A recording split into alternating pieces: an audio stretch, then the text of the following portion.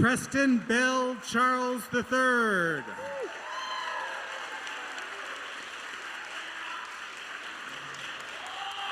Good evening, everybody. My name is Dave.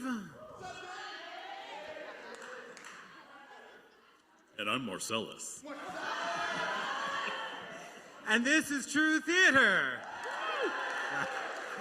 Thank you for joining us tonight as we continue our 14th season of building community through the sharing of true personal stories. That's a wrong one. Quick, wrong one. In keeping with that theme, we want to give a special shout out to Cincinnati State for making it possible for tonight's show, for the first time ever, to be interpreted with American Sign Language.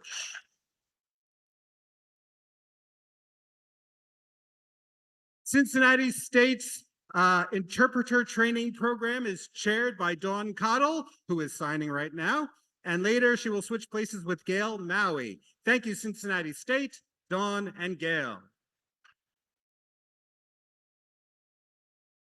And we'd also like to welcome the students of the interpreter training program.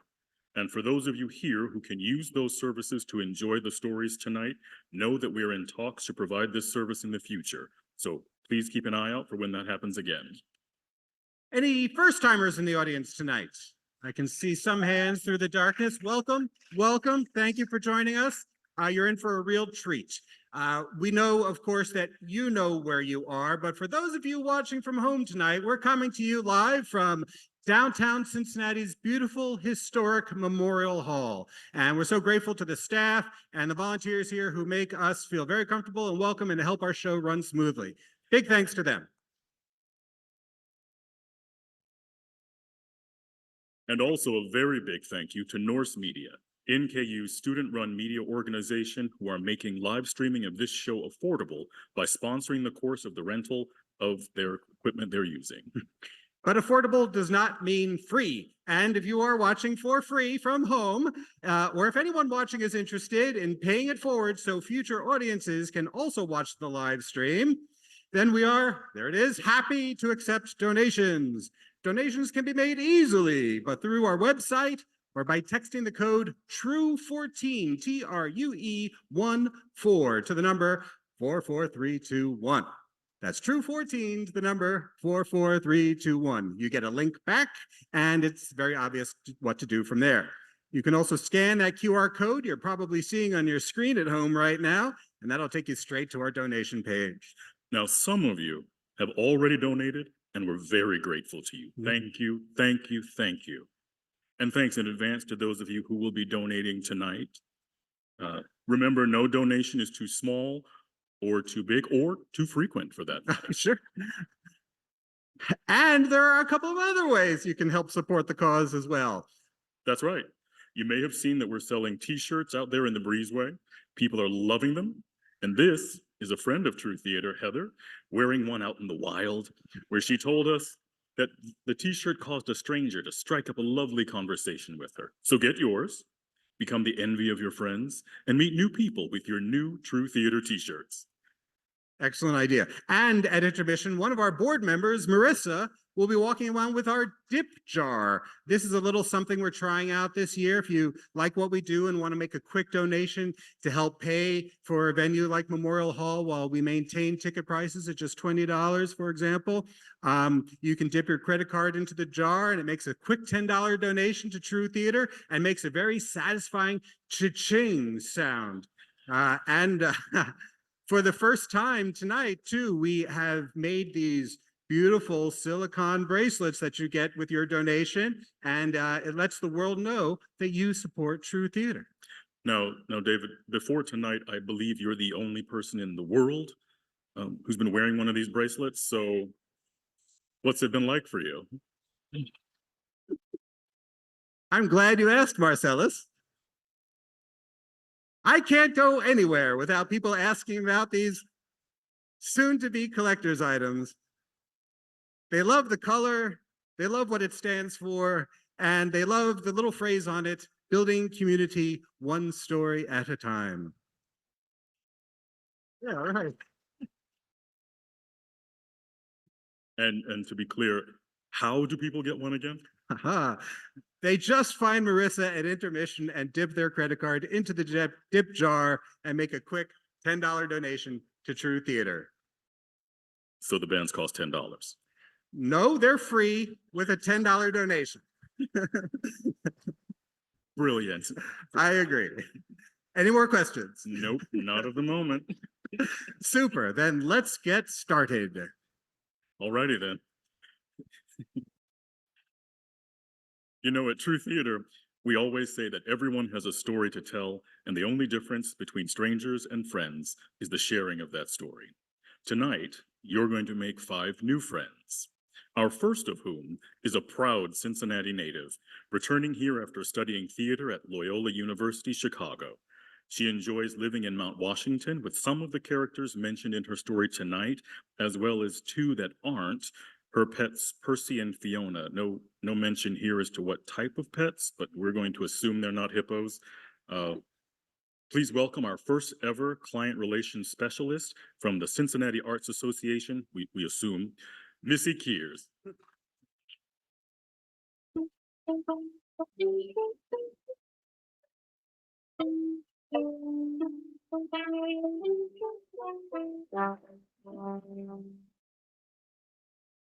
So, you know that thing when you fall asleep on your hand and you wake up in the middle of the night and your hand is like completely numb, and I'm not talking like pins and needles, I'm talking like full on foreign object attached to your arm. Well, I got to experience that for 7 months while I was pregnant. And that was just part of my pregnancy journey. And it all started about 7 years ago when I met my now husband, Scott, who's in the audience. He's from England, and we met on a now defunct chat app called Rand Chat. It would pair you with a random person and you would chat. Rand Chat. And it was mostly full of creeps and bots. But somehow I was paired off with this charming British musician. And we ended up talking all through the night. And that very first night, I knew he was somebody really, really special. So we exchanged our contact information so we could continue to talk. And we did. It started out as just text messages here and there, and then on to texting pretty much every day. Then we started calling each other on the phone. Then there were video chats, and we went all the way to cooking dinner together over Zoom. It was dinner for me. It was probably more like a midnight snack for Scott because he was in England. But I knew that he was somebody who was so special, and I knew that I was feeling these really deep feelings for him, but obviously I had never met him. And, what was I going to do? Fly to England and go meet a stranger? Because that's how people get murdered. Well, bring on March 2020. COVID hits, everything shuts down.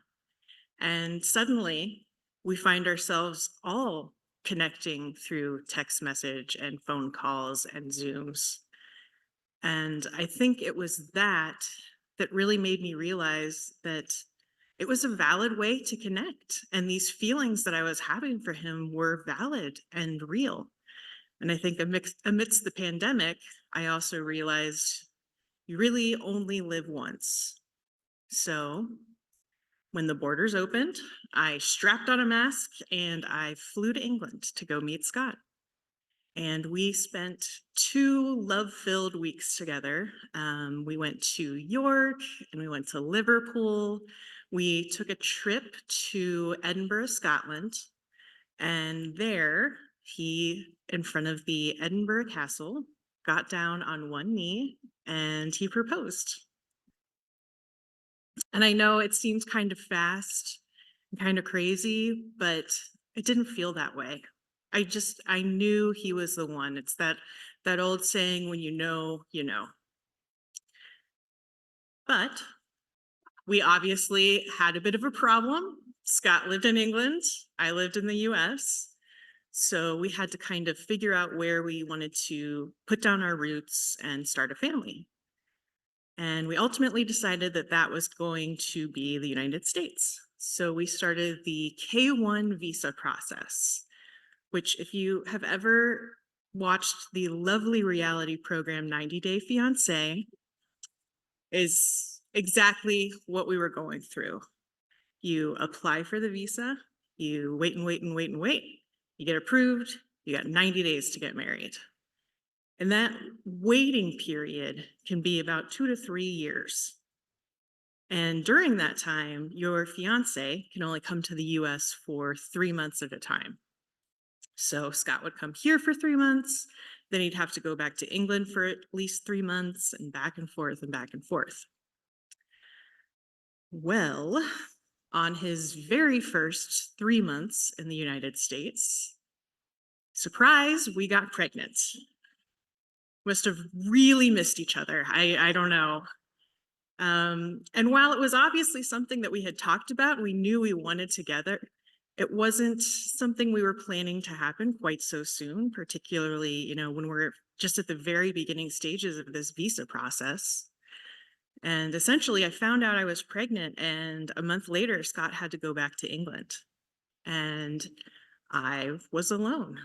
I lived alone. This was still really early days of COVID, so people weren't really coming out very much, and it was really isolating. And I ended up having a pretty rough pregnancy. And the very first thing that happened was my hands went completely numb. And that's really scary. So I went to my midwife. I'm like, what is going on? Am I having a heart attack? Oh my God. And she was like, no, that's pretty normal. It happens to some women when they're pregnant. It's a form of carpal tunnel syndrome, and you're going to have it through the rest of your pregnancy, and it might go away after you have your baby. So at this point, I'm only about 3 months pregnant, and I realize I'm going to have to adapt to not being able to feel my hands. And you really don't realize just how much you depend on your hands until you can't feel them. I have an office job. I'm on a computer all day, and I had to completely relearn how to type without being able to feel the keys. Little things like taking the lids off of a jar, suddenly I couldn't do. And I'm someone who's always prided herself on being a strong, independent woman who can open the lid of any jar. Amongst my friends and family, it's known, if you can't open the jar, take it to Missy. She can open it. And up until that point, I was undefeated. But suddenly, I couldn't open the jar of peanut butter. And even just getting dressed in the morning was challenging, fastening buttons, zipping zippers. And I guess the good news was that when my stomach started to get bigger, I started wearing maternity clothes, and those tend to not have a lot of buttons or zippers. So that's going on in my hands. And in the background, there is something else happening, and it's a different kind of numbness. The only way I can really describe it was my soul started to feel numb. I wasn't happy and I wasn't sad. I wasn't anything.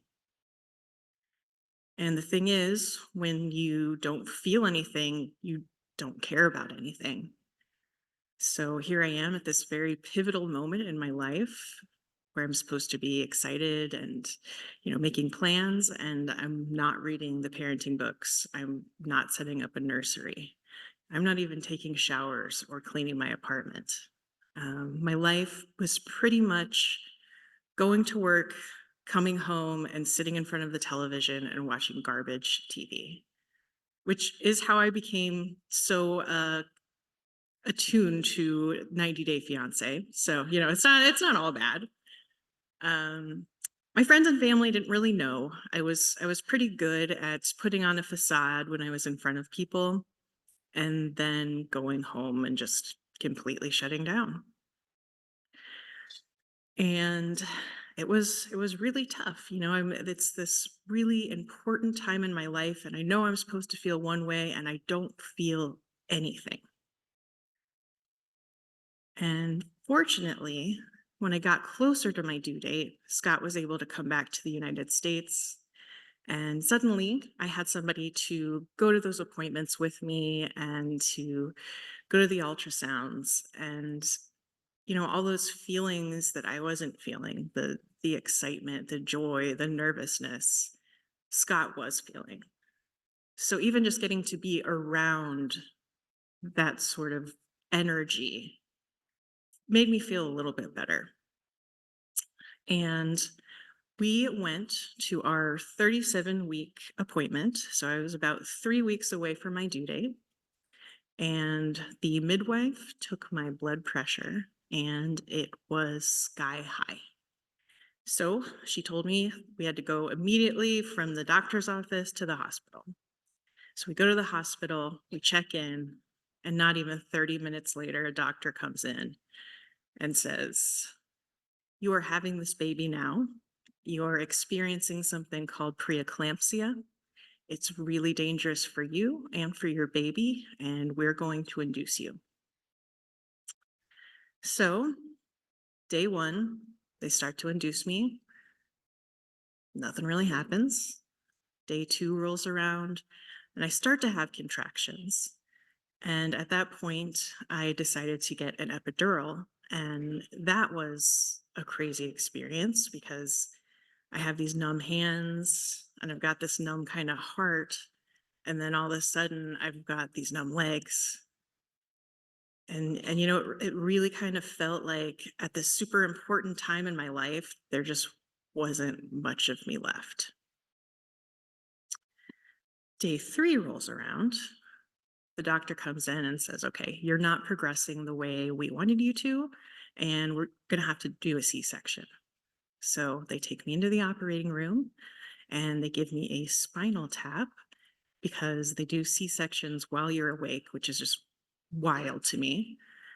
And suddenly, my entire body is numb. It's like the culmination of all the numbness. My eyes are numb, my eyelids are numb, my mouth is numb, my lips are numb.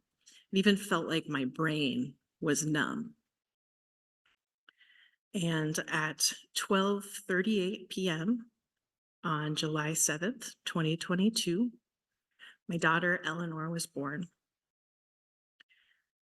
And I don't remember very much of it. I was on so many medications and so tired. I hadn't slept for 3 days that it's all really, really foggy. And things didn't really start coming into focus again until we were back in our hospital room and it was just me, Scott, and Eleanor. And I remember looking over at my brand new baby daughter asleep in her crib. And all of a sudden, that numbness that I felt inside of me started to lift. And it was replaced by just immense gratitude. I felt so grateful to have the privilege of being this little girl's mom and getting to watch her grow up and see who she's going to be and kind of impact she's going to have on the world. And I remember I looked back at Scott with tears in my eyes, and he grabbed my hand, and I felt his hand for the first time in 7 months.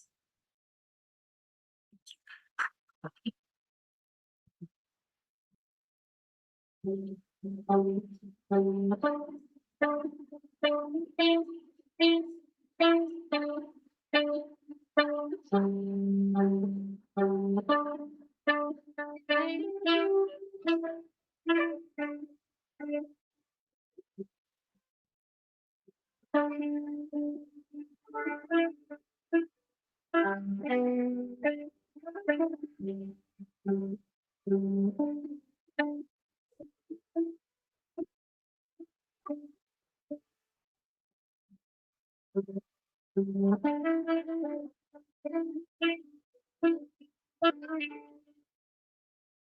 more time for Missy.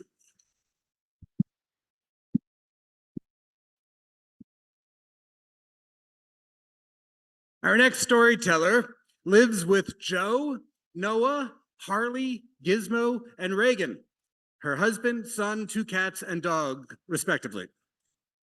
She is also a student pursuing her second master's degree, this one for clinical mental health counseling. In her free time, when she has it, tell me about it, am I right? She enjoys spending time with family and friends, adding to her car CD collection, watching anything related to true crime and horror, and attending horror movie conventions. Please welcome Melissa Cutter Jackson.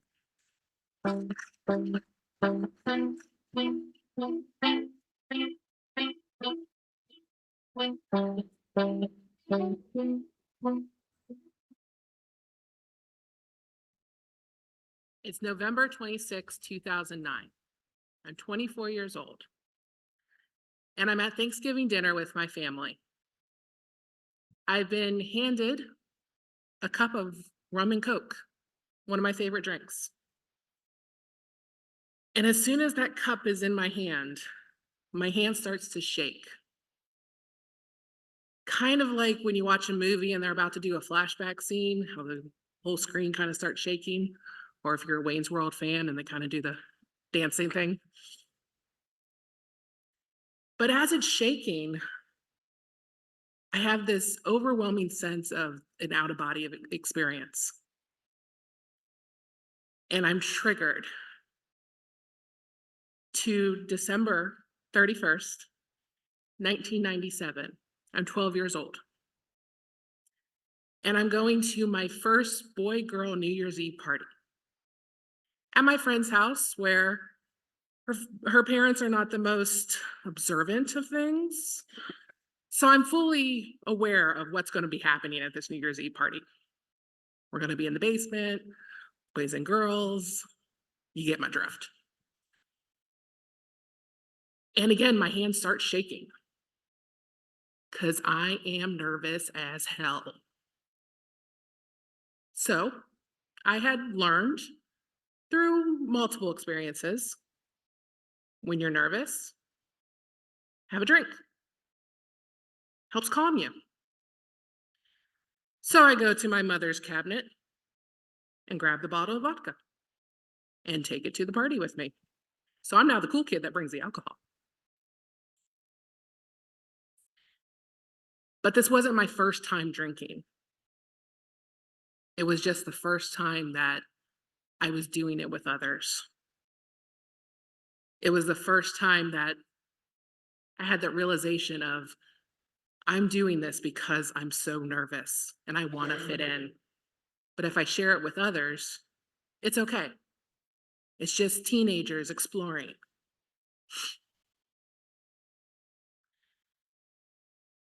I'm then transported, again through time, to when I found out that I was pregnant with my son. It's about October 2008, 23 years old. I finally have the home test done. I've been to the doctor. I get confirmation that I'm pregnant, and I need to stop drinking. Not because I know that alcohol is bad for babies. That thought didn't even cross my mind. I had an understanding of how addiction runs in families. And I didn't want that for my son. I'm about 6, 7 months pregnant, and I'm having really horrible morning sickness. It just won't go away. So I see my doctor, and he's just like, well, some women have this. It's normal. It's okay. And he has a student learning with him. And she looks at me and she says, "How much did you drink before you were pregnant?" 22 shots? That's normal, right? Everybody can do that, right? No. And she says to me,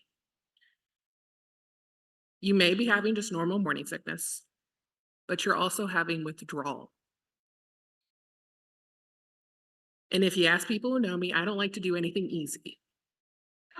So going through withdrawal while pregnant and also a full-time student and working my first full-time job, I like to do things the hard way." But that was also the first time that the realization hit me. I'm an alcoholic. Wasn't ready to tell anybody yet. So I'm not comfortable sharing my stories with anybody. But I sat there with that realization. I'm an alcoholic. And I went to work and I had a lovely coworker who worked as a counselor. And I was in school studying to be a counselor. And he was also in recovery. He noticed something in me throughout my pregnancy, but he never called me out on it because it didn't want to freak me out too much. He knew I needed to come to that realization myself. And he was very supportive of me during my pregnancy, always asked me about how the baby was doing and about the name and all of that fun stuff. And after the doctor told me that, I went to his office. I was like, "I'm an alcoholic." He's like, "Okay." And it didn't shock him. Shocked the hell out of me. And he introduced me to AA and NA and other forms of recovery.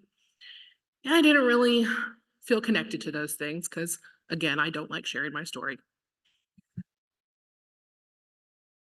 But it was helpful to know that somebody was realizing this in me. And I asked him why.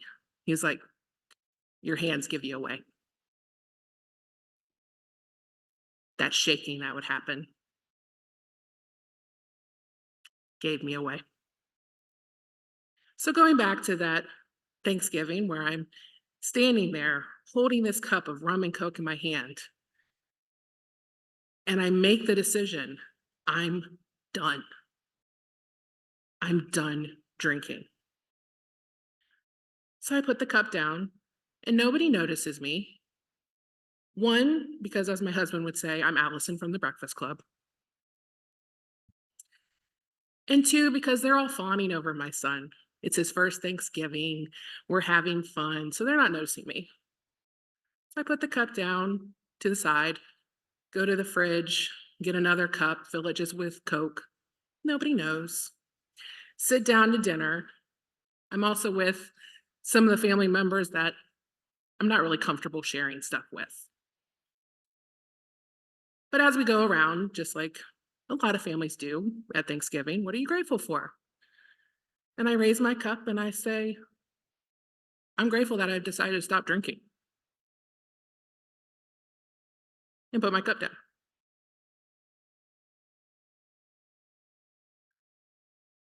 I now work in addiction treatment.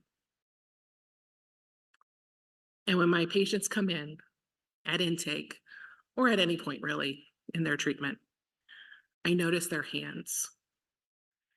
You're going to have that chip nail polish. They've probably been biting on their nails a lot. Some of them like ring tissue paper in their hands. But I also notice my hands now. I still get the shakes for a multitude of reasons. We're trying to figure it out. But I was also told by my doctor, when it happens, don't try to control it because it's just going to get worse.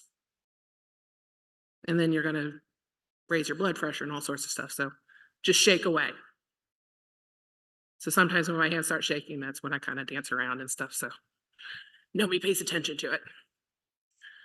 But I notice the differences in our hands. I remember my hands with the chip nail polish. with biting on the nails. And now I'm at a point where part of my self-care is getting my nails done, making sure they look nice and clean and calm. Because even though the rest of me may not be, my hands look it. Because I also feel like my clients notice my hands. And that by seeing that my hands are neat and clean and calm, and I enjoy the bright nail polish and fun designs, my nail tech loves it, tells them a little bit about who I am and why they should share their story with me. I'm very mindful about self-disclosure with them, as any good counselor is. So I don't tell them anything, but they pick up on it. They notice things. And this Thanksgiving, as I have done every Thanksgiving since, I will get to take whatever drink I have in my hand. I will be able to raise it, say I'm grateful for being an alcoholic, but I'm also grateful for 15 years of sobriety.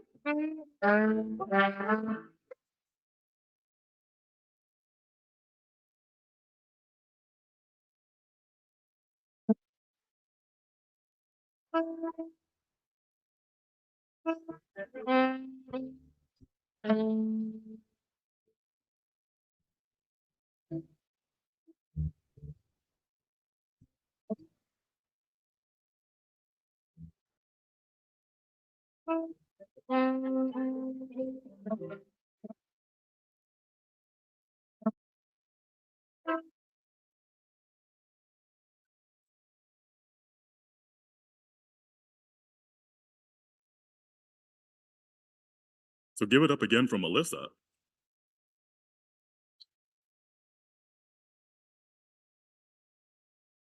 One more storyteller before intermission.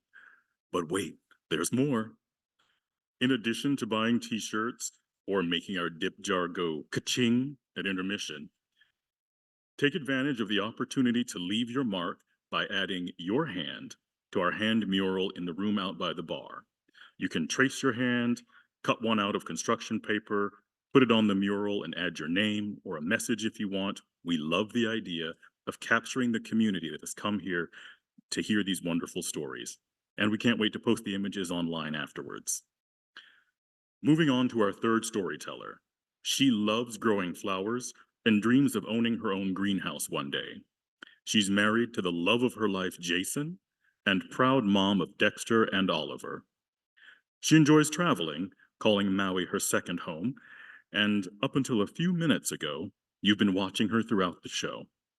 With almost 40 years of professional sign language interpreting experience among a myriad of other activities and adventures, she has been serving as the chairperson of the interpreter training program at Cincinnati State for nearly 25 years. Please welcome Dawn Caudill.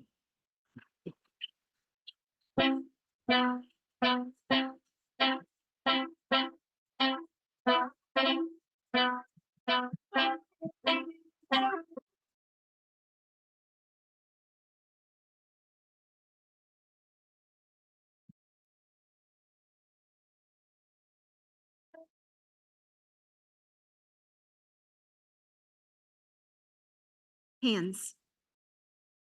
These hands have been a blessing to me in my life. They have led me to meet and work with some wonderful sign language interpreters, colleagues, great interpreting students, and amazing deaf people, many of them which I call dear friends. These hands have also allowed me to have fun experiences. One time I taught some zoo handlers how to sign, and in turn, they taught their chimpanzees sign language. Later on, I was able to talk with those chimps myself in sign. I also interpreted for RuPaul's Drag Race season 8 on this very stage when they came on tour. I also interpreted for Billy Graham's crusade when it was here many years ago. I got the wonderful opportunity to facilitate communication for the powerful words of President Obama and the Supreme Court Justice Ruth Bader Ginsburg. Just a few months before she died. I've interpreted for very intimate moments, births of babies, people in hospice. I've been honored to be there for a person's first breath and for their last. I've interpreted for hilarious comedians like Robin Williams and Lily Tomlin. I had the wonderful opportunity to visually try to match the beautiful voice of Stevie Wonder. These hands have taken me on adventures to beautiful places. I've interpreted hula lessons in Hawaii. I've interpreted for dog sled racing in Alaska. And I've been to other beautiful places to work, like Jamaica, Bahamas, Aruba, Cleveland.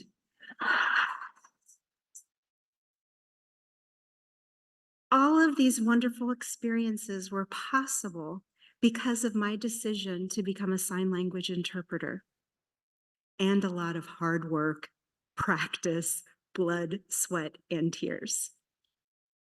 But that wasn't always my path. That was not my goal. You see, I was born and raised in a religious and very musical family. I am an original member of the Denny Family Singers. Have you seen them? Been to a concert? Probably not. The Denny Family Singers consisted of my dad, a beautiful singer and accomplished guitarist. When he sang, it was heaven. My mom, who had a sweet voice, she didn't like to sing solos, but she loved being with the family. Still to this day, I love to go to church with this amazing woman and hear her sing the hymns. Me, the oldest of 4 children and the only girl. My brother, Doug, who is now a funeral director and sings in the praise band at his church. And then there's the twins, Daryl and Dan. They both are preachers and inspirational singers. Now, we lived in a very small town called Zanesville, Indiana. Now, don't get that confused with the metropolitan of Zanesville, Ohio. That was much bigger. Zanesville, Indiana, population 505.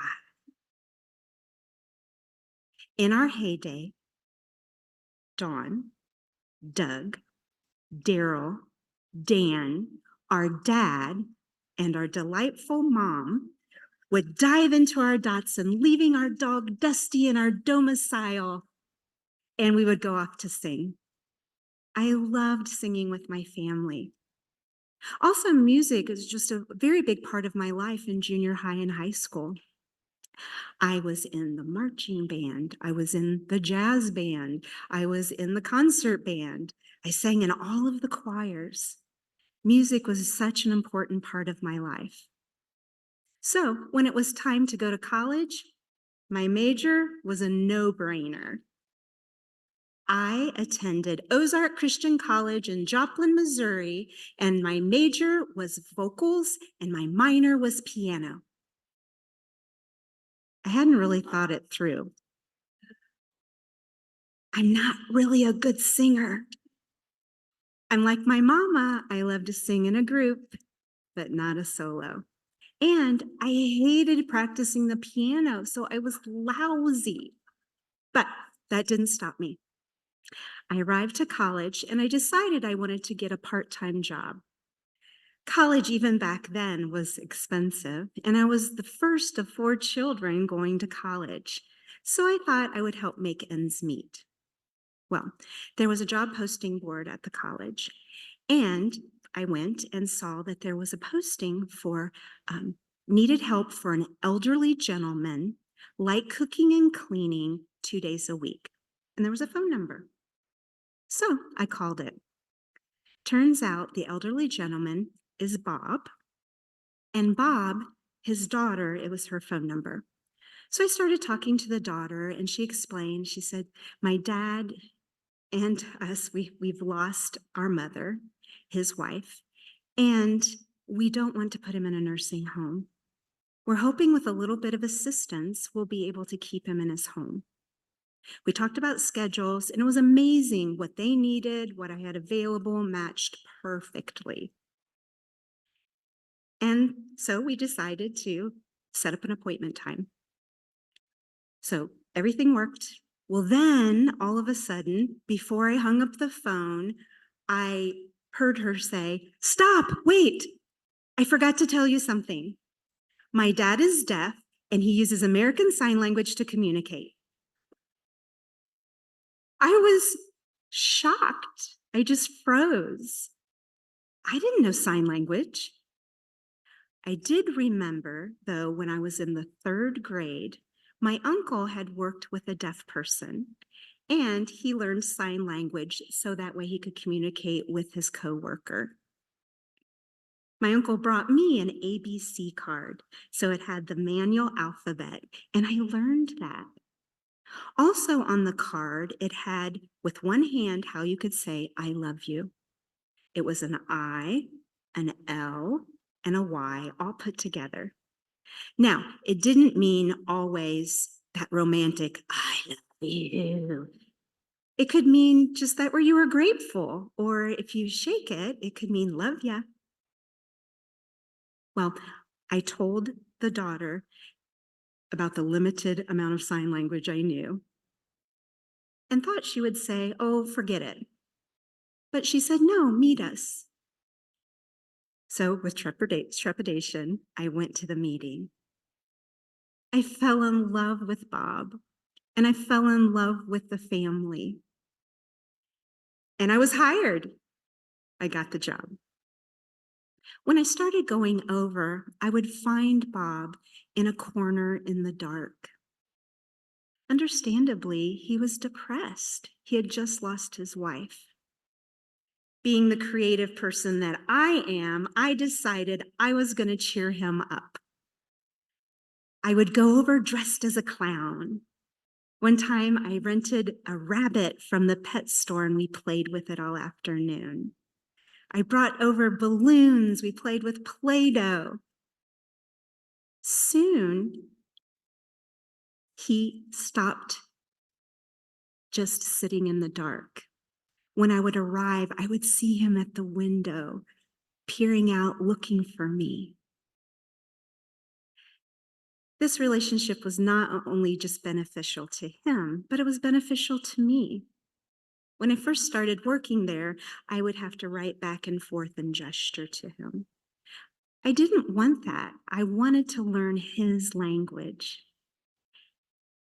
I would point to something, and he would say, "Table." I would point to something else, "Window." Point to something else, "Door." And we did that all over the house. Now, I have to be honest, I didn't get much cooking and cleaning done, but we had a blast. I was a sponge. Everything he taught me, I remembered. And I just felt this warming in my heart and knew this was something special. 9 months later, Bob died. I was heartbroken, but I was determined. I had a new path. I switched my major from music to deaf education and interpreting and never looked back. Now, I still love music. And when I graduated, I ended up with a major in deaf education and a minor in music. That was very puzzling to my father.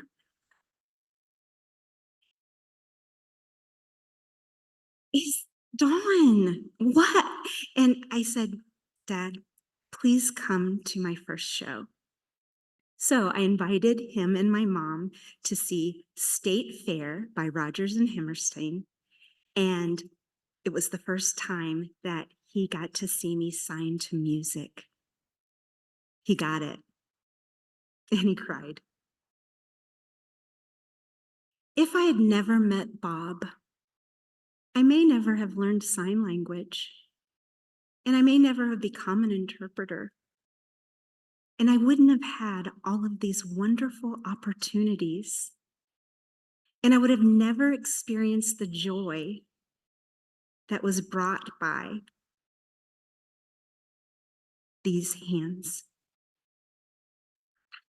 Thank you, Bob. Thank you.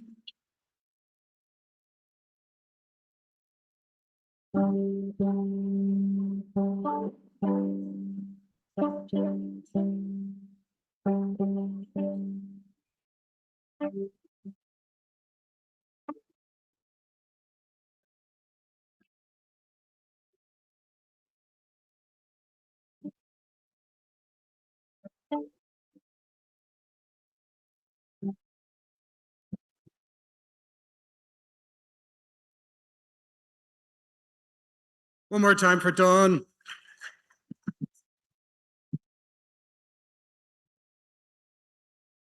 Yeah.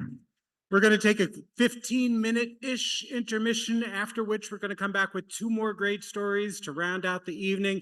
So whether you buy a t-shirt, dip your credit card into the dip jar, and or add your hand to the hand mural out there, do come back in 15 minutes for 2 more great stories. Thank you.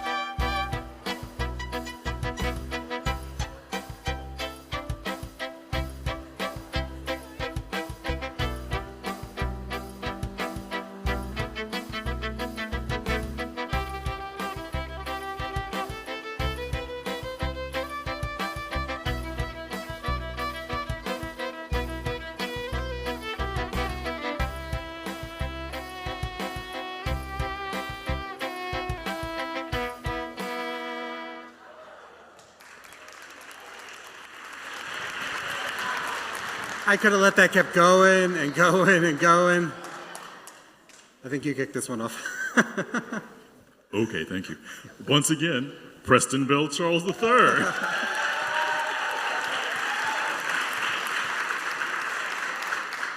Now, you really should know a little bit more about this great man. Preston busks all over and plays in venues all around town, but he also teaches at Wyoming Fine Arts Center, is the music director for the Cincy Hip Hop Orchestra, which he founded during the pandemic, and he's played all over the world. He also finds time to work for his father at the Preston Charles Funeral Home and is the proud father of 2 daughters and a son. Aww.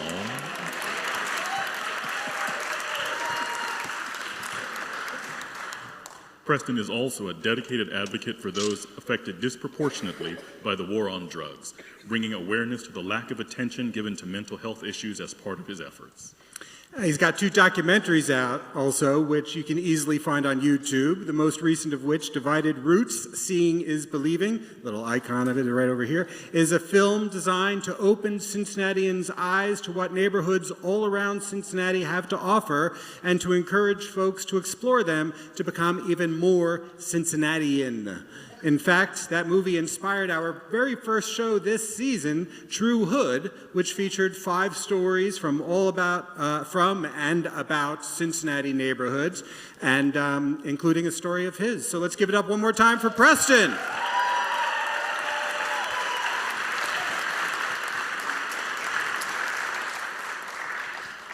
Now, in addition to tonight's stories, you weren't prepared for, no one was prepared for, my fantastic feat of mental mind reading.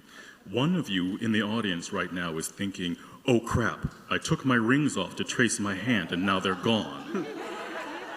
Don't worry, I've got them. When you're ready to reclaim them, come find me. I'm keeping them warm for you, it's all right. The rest of you may be out there sitting there thinking, this looks like something I might like to do. And if so, we finalized some details tonight that we are ready to share with you.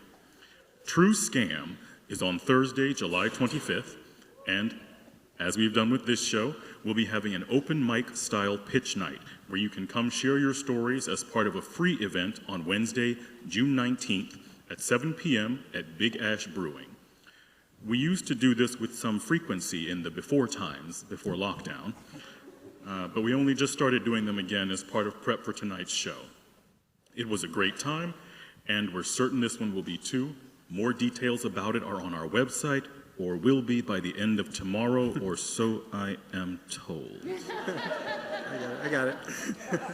Or you can get on our mailing list by visiting truetheater.org, and we'll be sure to remind you of it as the event draws near.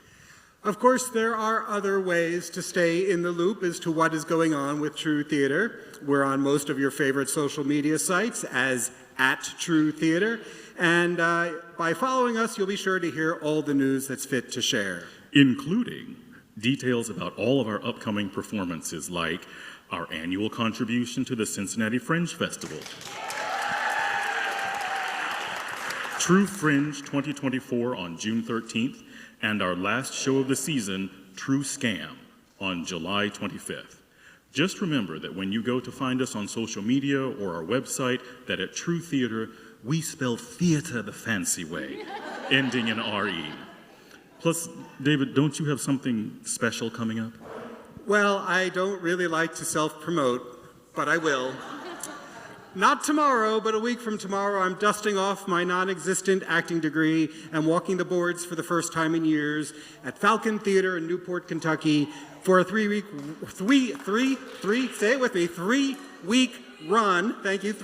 run of this very cool and very dramatic play, The Other Place. And I hope some, or heck, all of you can come out to see it.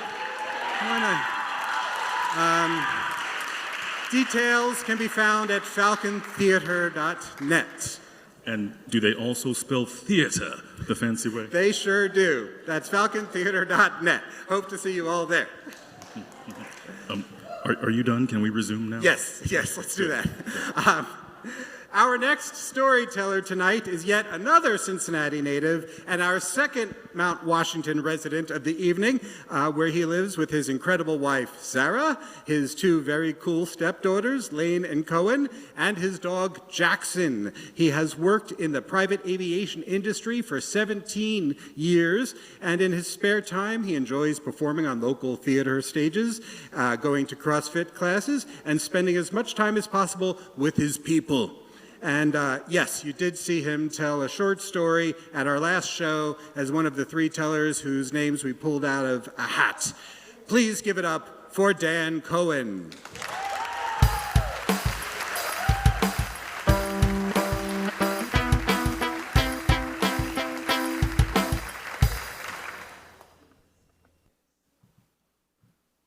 I often wonder how my life would have turned out if I hadn't injured my hand playing football. From the moment I knew what sports were, I was obsessed with them. In fact, the New England Patriots just selected Drake May in the NFL draft tonight. I also wanted to play sports, and one of my earliest memories is watching a Reds game with my dad, watching it on TV with where they played the Philadelphia Phillies. And my dad pointed out a player on the Phillies, and he said, "That's Mike Schmidt, and he is going to hit a home run right now." And he did. And in that moment, I wondered, is my dad a wizard? And I also wanted to be Mike Schmidt because he was so great at baseball, he could hit a home run whenever he felt like it. Now, I played everything: baseball, basketball, soccer, tennis, volleyball. I was even on a swim team for many years, but it was clear by the time I was in the 5th or 6th grade that I would not be a professional baseball player. You see, I had maybe above average hand-eye coordination, but below average athleticism, which was made even maybe more below average by my above average appetite for cookies. I was what they used to call husky back in the day. It's true. And as sports got more athletically demanding, I liked them less and was good at them even less than that. You see, imagine my surprise then when I found myself on the first day of high school signing up to play football. Now, there I was, a husky, 14-year-old nerdy kid getting convinced to sign up to play football by his much more socially outgoing friend, Scott. Now, Scott had already been on the football team for a while, and he also had a history of bad ideas. And I had a history of going along with those bad ideas. But he made some valid points. He said, "Dan, you got to join the football team. You're going to be friends with all the football players right away, and they're the coolest guys in school. And on game days, you get to wear your jersey instead of the school uniform, and all the girls are going to know that you're on the football team, and they'll like it. And there's a guy on the team called Ox, because he's big like an ox." How could I argue with that? I couldn't, so I found myself following Scott to the undercroft of the Larry Evislage Athletic Center at Purcell Marion High School, where I introduced myself to Coach John Wysong. And I said, "Coach, I want to play football?" And I guess he was convinced because he took me right away to the equipment room where he fitted me for a large set of pads, and he wrapped a tape measure around my head, measuring it multiple times because he couldn't believe the measurement because it was so big. And I remember distinctly him searching for the uppermost reaches of the equipment room like Ollivander in his wand shop to find the biggest helmet he could find, and he gave it to me.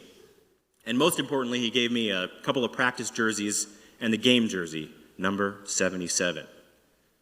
And if you thought I was surprised at signing up for the football team, imagine the reaction my parents gave me, because they remember how much I hated being physical in sports. And my dad said, you know that they hit you in football, right?"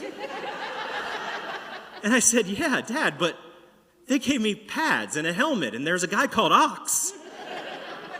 So he shrugged and signed the permission slip, and that began my football career. And to say it started off rocky is an understatement. You see, something I hadn't really considered when I signed up on the first day of school is that they had already been practicing for weeks and weeks. They were doing these things called two-a-days, which anybody who knows about football, they practice during the summer 2 times a day in the dead heat of summer. And while that sounds terrible, that's where all those friendships are formed in the crucible of torture that is two-a-day football. And it would have given me a head start on getting into better shape. And most importantly, it would have helped me learn the plays. Because along with that double X pad and those double X letters on my jersey, or double sevens on my jersey. The coach gave me a double wide binder of football plays, which was like learning a new language. I was going to be playing offensive line, and all of those words in there, like umbrella and Viking and purple 42 left, were going to tell me where to go and who to block and which direction to run. And I was completely lost. I remember one of my very first practices getting the play and going up to the line and running the completely wrong direction, eliciting an effing Cohen from Coach Wysong. Effing is probably a paraphrase. And in another time, one of maybe my greatest claim to fame as a football player was a game against St. Xavier High School, where I got the play, I lined up, I went the completely wrong direction again, probably mistaking Viking for umbrella, and I got run over by future NFL linebacker Rocky Boyman. Except it wasn't cool then, because he wasn't NFL linebacker Rocky Boyman, he was just some maniac at St. X who ran me over. For weeks and weeks, I practiced hard about getting better at football. I studied that playbook. I had my stepmother take me down to Eden Park Playfield so I could run the hills and avoid all the broken glass that was in the playfield where we practiced. I ran countless laps. I did so many push-ups. Sometimes I would just find myself throwing myself to the ground randomly so that I could get used to the impact with the dirt. And it wasn't, it didn't help. But it wasn't entirely a lost cause. You see, I did occasionally have a bright moment. I fell on a loose ball once that was fumbled, and I started getting into better shape. But then it happened. On a very rainy Saturday morning practice in early October, I was blocking, and I put my hands down for a bear block, which is when you get on your hands like a bear, and my hand sunk into the mud, and a defensive lineman stepped on it with his cleated foot, and it sunk into the mud, and I could feel a pop. And I raised my hand up, and my thumb was sticking out at a weird angle, and I knew I was hurt. I went to the coach. I said, "Coach, I think I hurt my hand." And he goes, "Oh, effing Cohen. Go back to the school and get it looked at, clean up." So I did. And I waited a couple of days, and it wasn't really any better by Monday. And I told my dad, and he took me to see his friend who was a hand surgeon. After school, I missed practice. And the doctor poked at it and prodded it, and he had it go through the x-ray machine, and he confirmed that I had a strained tendon in my left hand, and he had to put a cast on my hand for 6 weeks, essentially ending my football season. Well, no, it didn't have to, but because I was allowed to practice when it was not raining outside because I couldn't get the cast wet. But I remember very vividly staring out the window during Spanish class, hoping to see one errant rain cloud or maybe just the hint of a fog out there. And my teammates would remind me that I could still play with the cast. In fact, I could use it as a club if I wanted. But I was sure that the doctor probably hinted at maybe, possibly not doing that. So that ended my season and my football career. And I wasn't exactly broken up about it. I didn't really like football. But here's the thing I've never told anybody until right now. My hand was not ever injured. You see, I did stick my hands in the mud, and it did get stepped on by that lineman. And it did dislocate my thumb, and I popped it back up. And as I was running back to school, as soon as I was out of eyesight, I just popped my thumb back in. Because you see, I've been able to dislocate my thumbs my whole life. In fact, I can do all kinds of crazy things with my fingers. I can twist this finger all the way around. I can dislocate multiple fingers. I can make a weird club hand.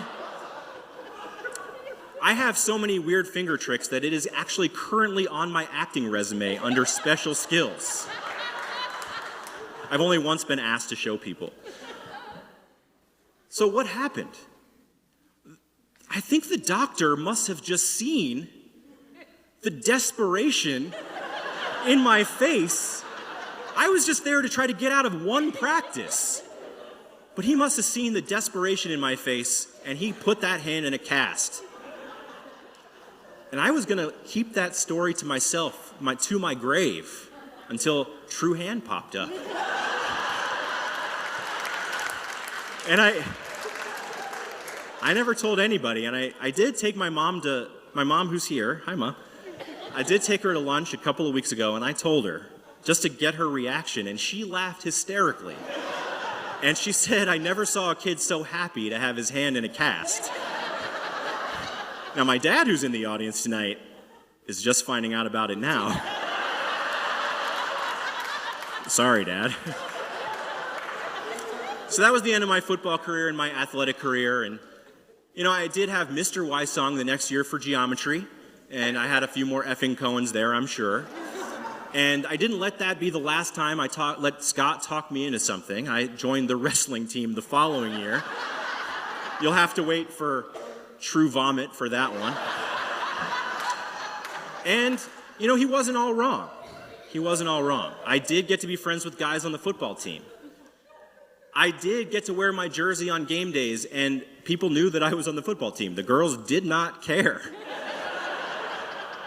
And I did, in fact, get to be friends with a guy named Ox. Thank you.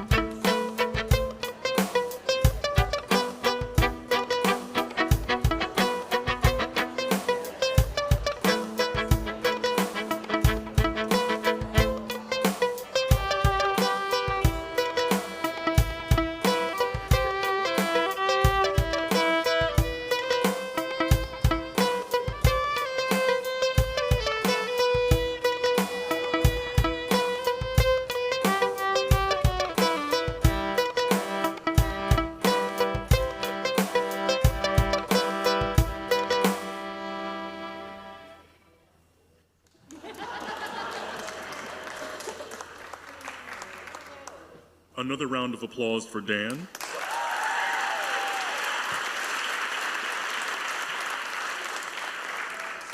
And perhaps a round of applause for his newly enlightened father.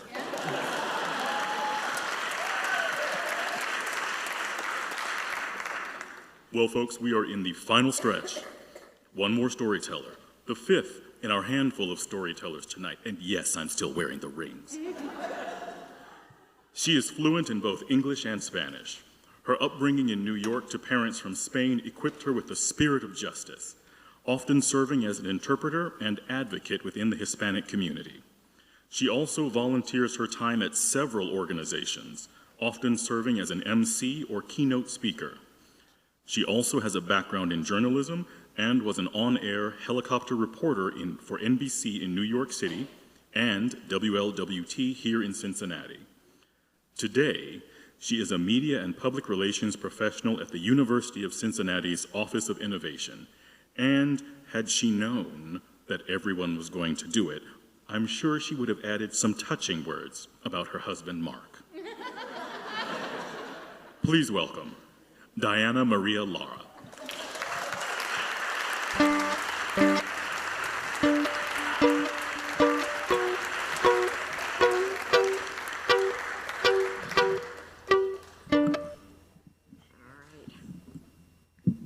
Of course, the tall person goes before the shortest person.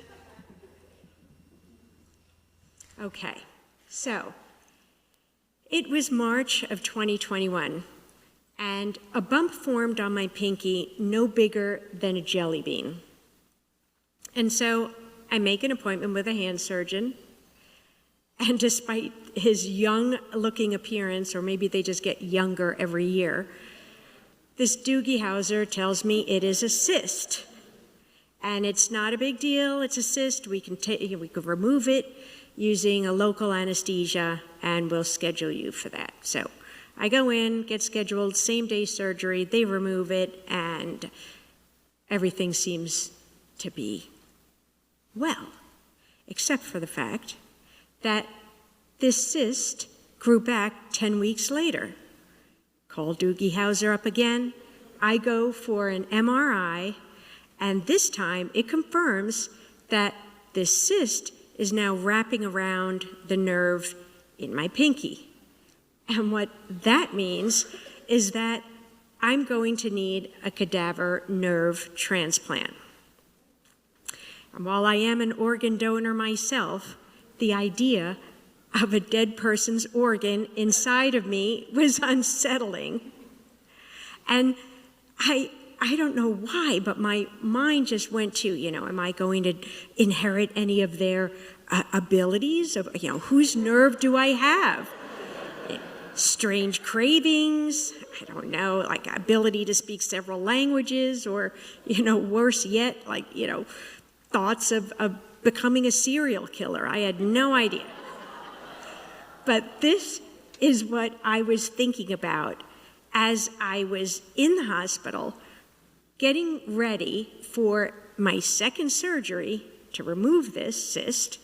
And it's at that point where, they're putting drugs into your IV to really relax you before they wheel you off to surgery. I don't know what the name of the drug is, but I call it the I don't give a fuck drug because I liked it. It was great. And much to my husband's embarrassment, that little hair net, the surgical net that they give you to wear, I'm putting it in all different positions, and I put it as a French beret. And now I'm speaking French to all the nurses, everyone who comes in, and I don't speak French, but I was just saying, bonjour, bonjour, everything is bone. And so the nurse was like, we got to get her back to surgery now, stat. So I wake up in recovery. They said everything went well, and this was, again, a same-day surgery, except this was general anesthesia I had. And I go home. A week later, I have to go for my follow-up appointment. And when Doogie Howser walked in, I could tell by the look on his face that something was off. I was reading him like a bad romance novel, and it wasn't going to end with a happy ending. And he sits down and he says, well, there was a surprise with the pathology results. And he said, what we thought was a cyst is actually a tumor, but we believe it's benign, and we believe we got all the borders, the margins, all the borders around it. And I'm thinking, are you shitting me right now? Because am I being punked? And what was I supposed to do with that news? I mean, what could I do? He thinks he got, all the borders, so I guess I just have to be good with that, right? But I'm thinking to myself that, that information, when he continued, he told me that this tumor was a rare 1 in 100 million tumor that they didn't have any experience with. In fact, no one in Ohio had any experience with it because he brought it up to the tumor board. And now I'm like, well, that information would have been helpful before this last surgery. Come on. So I leave just thinking positively, it's all going to work out.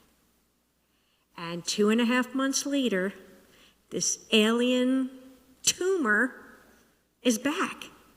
And it was like bad meatloaf. It kept repeating over and over again.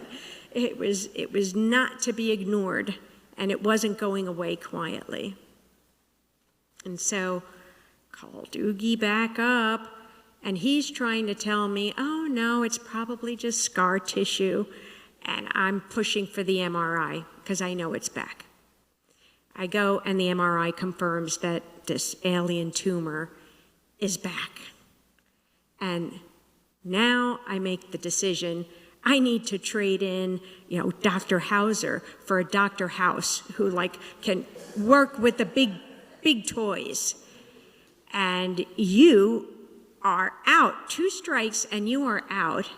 And go back to your fucking playpen, because this is now, now I have to try and find a specialist who deals with this tumor with a really long name, and I Google it. And only 7 cases in the United States are documented. How lucky am I? Let's go play lotto. And it was just, all written from the perspective of the researcher, not the clinician, not a patient. So I had no idea what to expect. And I searched for these specialists in this type of tumor, and a handful of them, no pun intended, a handful of them come up. And, it was Cedars-Sinai, Boston, Mayo Clinic, and then the last one was New York City's Sloan Kettering. And I'm from New York, so Sloan Kettering was where I chose to be, and also because the surgeon, his credentials were incredible. He was not only a orthopedic surgeon, but he was also a surgeon who specialized in sarcomas of the hand.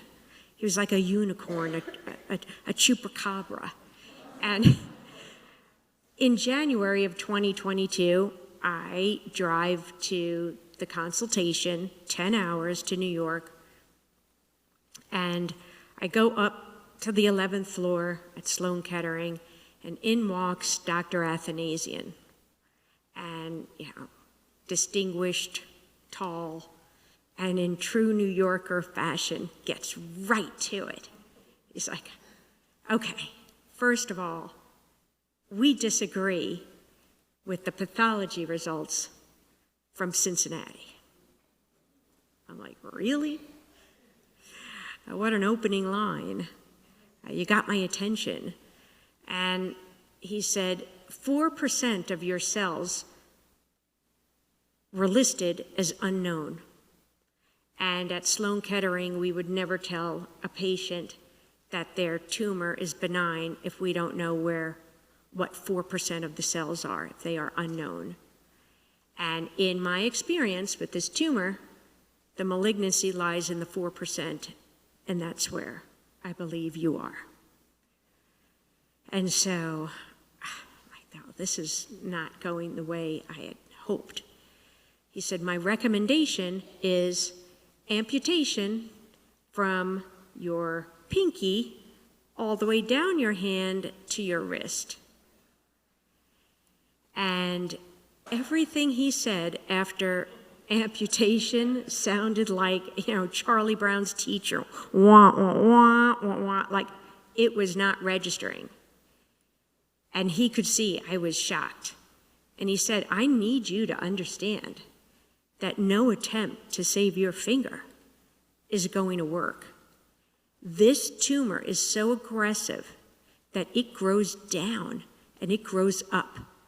That's why it wrapped around your nerve the second time. He said, and we need to treat it aggressively so it doesn't penetrate your bone. And I'm clearing my schedule for you on Tuesday, which was a couple of days away. And I'm saying, wait a second. I only have underwear for the weekend. Now, got priorities here. And I need to go back home. I need to process this. I need to go back to Cincinnati. And he said, well, I wouldn't wait any longer than 2 weeks. He said, I need to inform you that you are at risk of losing your hand. He goes, or your arm. He goes, or your life. Shit just got real, and we're back in 2 weeks. And I don't know why I did this, but the night before the surgery, I decided to put nail polish on my pinky, bubblegum hot pink. Because I thought, for shits and giggles, for the pathology, the specimen had bubblegum pink polish on, which it said that, but not in so many words. But and then I put all the rings on that could fit on my finger. And I took a photo of my pinky for the last time. Kind of like just saying farewell to your loved one. And we go to surgery the next morning. It was about 5.5 hours.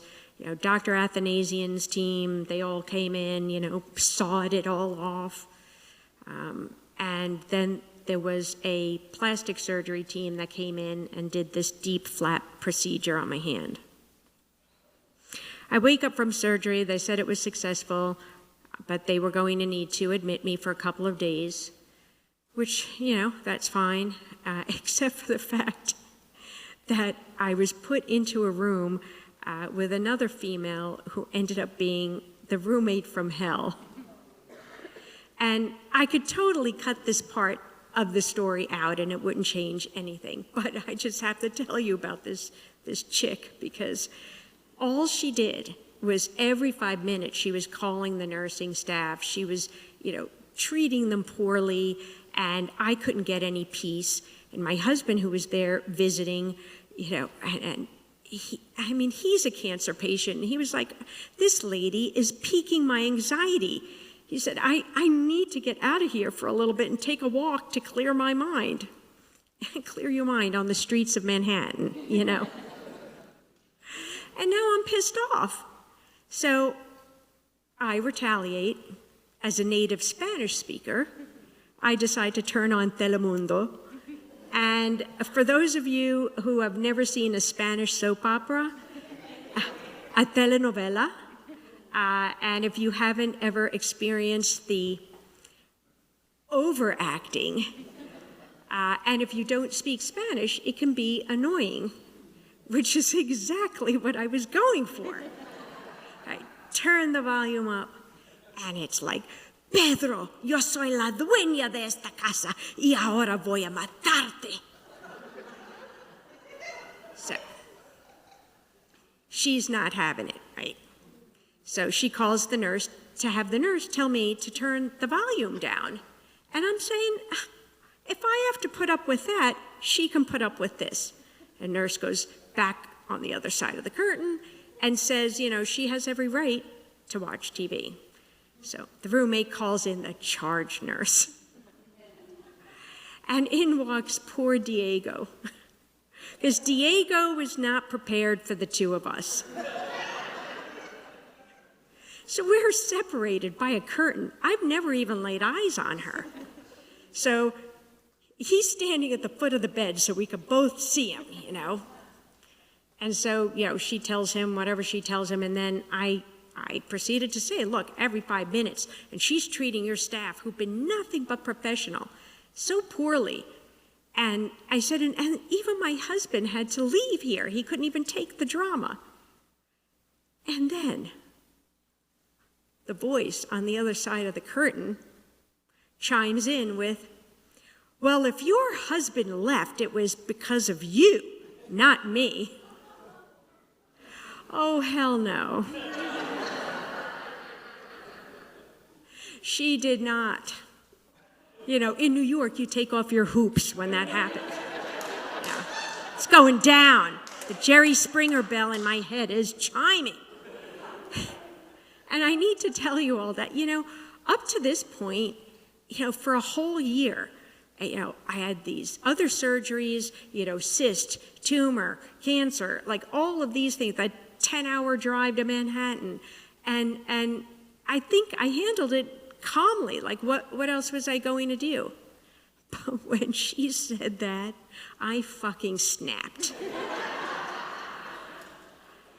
And I didn't even care that, my whole arm was bandaged up, my hand, as far as I was concerned, it was the perfect amount of cushioning that I needed to deliver a left hook.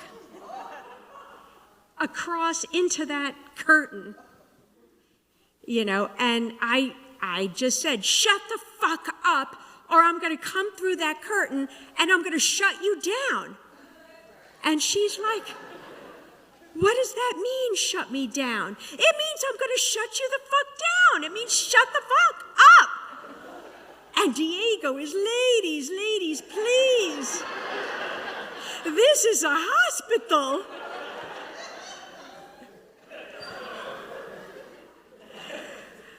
And after that, I don't know what they gave her. I mean, it could have been a lobotomy, like One Flew Over the Cuckoo's Nest. I didn't hear a peep out of her. She could have been dead. I don't know. But at that point, I was already being released shortly thereafter, so I was rid of this situation. And so, we drive back to Cincinnati, and my hand didn't feel any differently than the previous 2 surgeries. So, it was wrapped up same way. And in a few weeks, I was to return to Memorial Sloan Kettering. They were going to, change or take the dressings off. My daughter was flying in to meet me for support, because that would be, the reveal the first time I'd see my hand. And I will tell you that there is nothing that can ever prepare you for when they remove those bandages and you look down at a body part that you've looked at your entire life and it's gone. It's missing. And it's not fully registering, like the impact, the enormity of it all. But it was traumatic. And I looked down and I immediately looked away. It was oozing, it was swollen, it was grotesque. I never wanted to set eyes on it again. And the surgeon was saying, look, when the swelling goes down, when all of this, months ahead of now, we can look into prosthetic limbs for you. And at that point, my only reference of prosthetic limbs was Happy Gilmore, Carl Weathers' oversized wooden hand, or Moonstruck, that Nicolas Cage, my hand was cut off in a meat slicer, Clearly he didn't get over it. And, and then I had like friends and family, at least it's your pinky and not your thumb. And, really? I mean, I know that. I know it's just my pinky and part of my hand, but it made me feel ugly and deformed all over. And I tried logically to put this into perspective. I mean, we have veterans that lose their legs, lose their arms, a full limb. And then I was disgusted by my own vanity. How lucky was I? I dodged a bullet. I could have lost my hand. I mean, I could be dead. And, the flip side of that, where my brain would go was, but I like to wear rings and I get my nails polished. And up to that point, I could type 160 words per minute. But this was the worst thing that ever happened to me. And I wanted to hide it I wanted to hide my hand from the world. I wanted to hide it from myself, which was hard to do because I'm in public relations at UC. My hands are in front of me every day on the keyboard. There was no turning away. It was just going to be a constant reminder of my year-long trauma. And my friends were great, and my husband was supportive. My friends bought me all these fingerless gloves. And I am at a point now where I can joke about it. People will say, oh my gosh, what happened? Shark bite. At least make it something interesting, right? And, my husband lovingly calls me 4. And I still feel my pinky there. I can still move it, but it's just not there. And even recently in a meeting at work, I was like, all right, can we just take 5 minutes? And the look,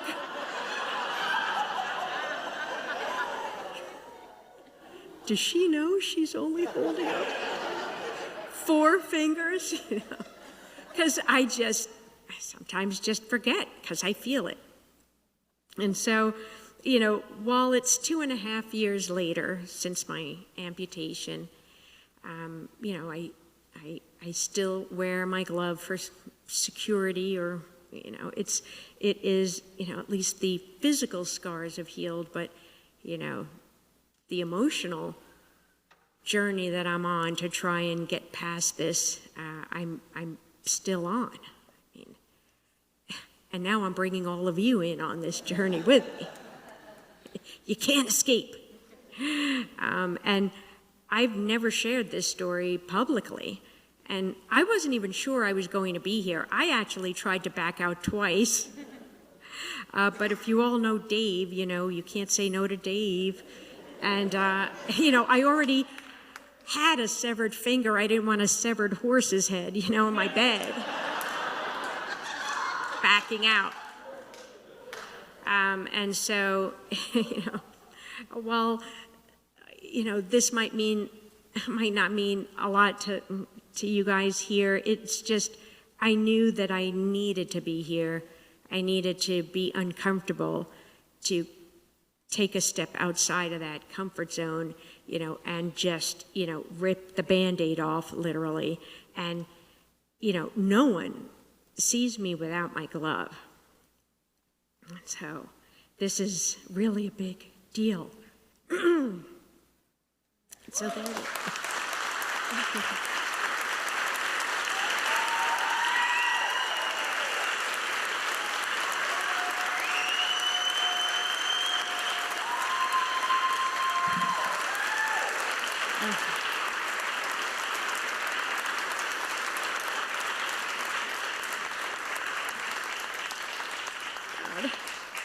I have magnetic eyelashes on and I don't want them to rust.